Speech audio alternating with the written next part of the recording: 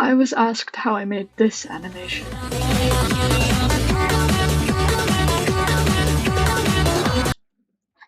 So, the main thing about this animation is that it's fully made in an art program called Krita.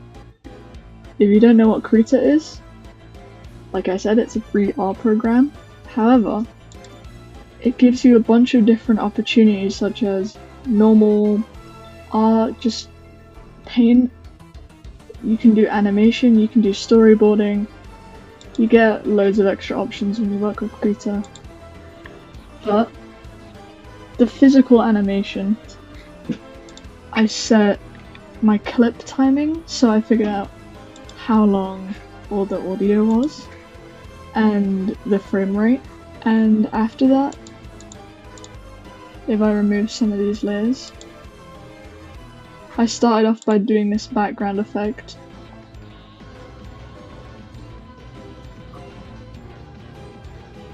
This is also frame by frame.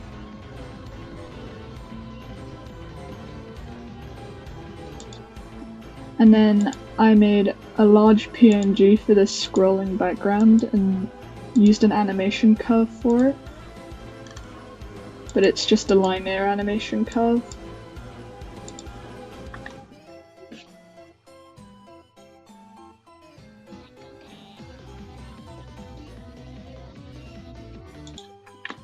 And then once I did that, I started working on the sketch, which for me, I find it easy to do a stick figure and then just draw straight over it.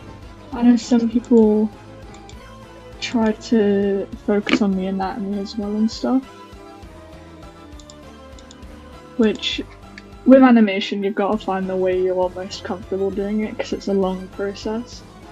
I literally spent a whole night until 5 AM making this animation because I got so focused on it.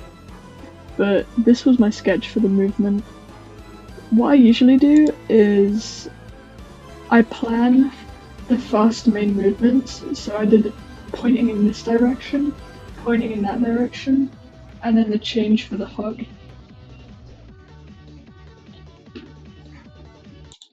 But if you're not familiar with animation, there are these things called in-betweens.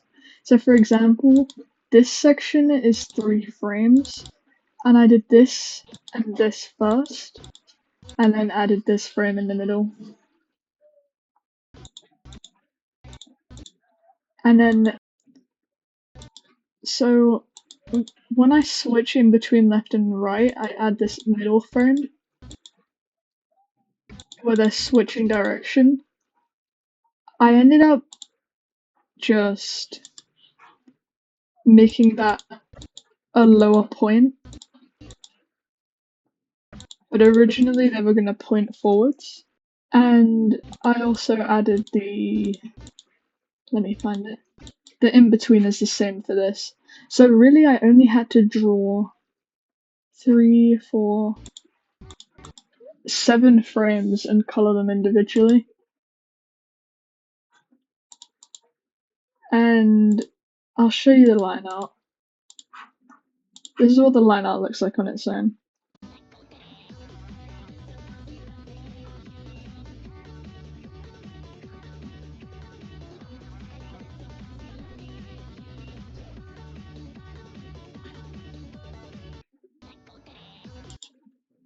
And then this is the line art with the sketch beneath, but I'll change the opacity a little bit so you can see the sketch a bit more. When you animate, I wouldn't recommend sticking exactly to your sketch, but definitely keep a reference for head size, because that's one thing that I usually find difficult. You can see I pretty much stuck to the frame, except, of course, at the last section.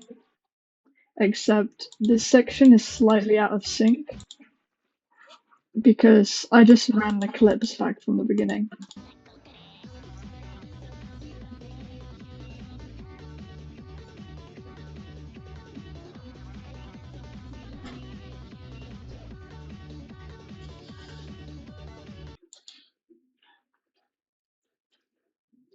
But for the color, I'm gonna wait for this car to drive. People here are so loud. In Krita, to make a masking layer, you have to. I usually make a colored base, so I just highlight the inside of the character with white. And then if you go to that layer, you can add, and I think it was. I can't remember. Hmm, what type of mask was it?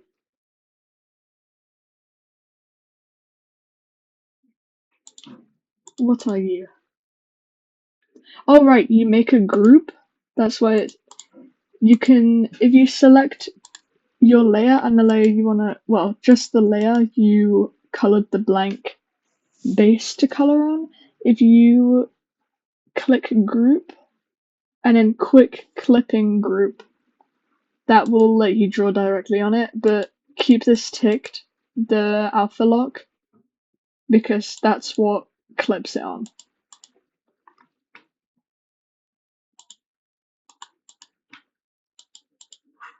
And then this is what just the coloring and drawing look like.